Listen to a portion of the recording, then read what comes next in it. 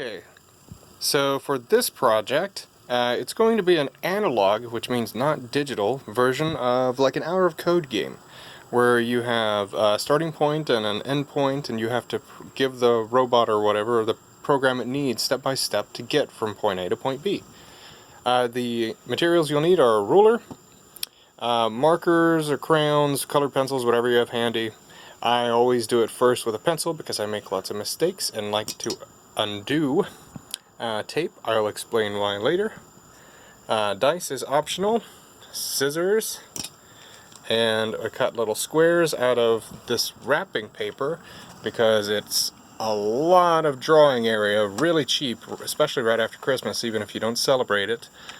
Because some of this, while most of it is blank on one side, some of them come with a grid already drawn on there. Now I'm going to pretend that all I have is the one without the grid and show you how to do that. So I have this piece here. There's just a very large square of it, and I used the ruler and my marker and set it vertically and horizontally and traced that with my marker until I ended up with this grid. Now, for the starter one, I only want it to be a 4x4 grid, so we'll go ahead and fold the rest behind.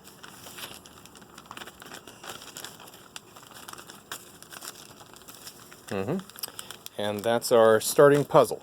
Now, for game pieces, you can either draw them directly on the squares, or use the tape in little squares and draw stuff on there.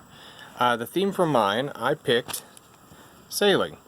So I've got our ship, which is the start.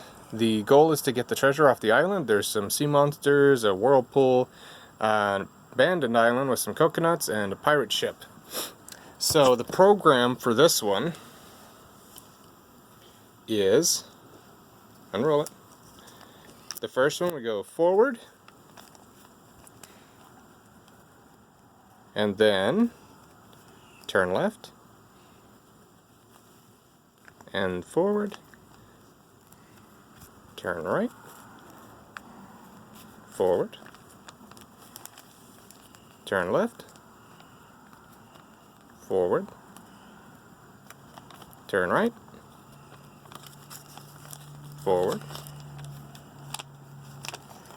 turn left again, forward, and we're there. So that's that program. Now that took us 11 lines of code to do.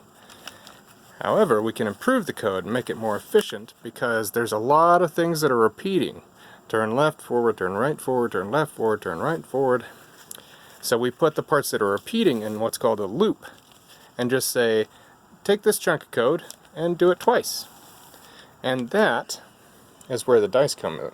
Because you can either write them out line by line, or you can use the scraps to make programming cards. And it's got the turn, forward, and all of that in there. It's a little extra work beforehand, but you can reuse them. And then I have my loop card, which we said repeat it twice. And then you just put all the code that you wanted inside that loop. Now, that's one way to make it a little more difficult. If you wanted, another option is to use the full piece. So could you unfold that for me? I'm gonna lose my turtle. Okay. That's a lot. So we'll say turtle goes here, and the new starting point we'll say is like way over here. So now we have this big part, and that's why I like the little tape ones, because I can just rearrange them instead of having to redraw them up.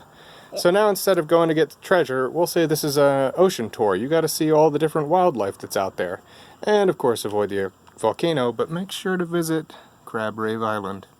Oh yeah, Crab Rave. That's a song. Yeah, and you can also use different themes like exploring space, collecting samples underwater with a robot, or having a robot that collects the garbage out of the ocean like the Great Pacific Garbage Patch.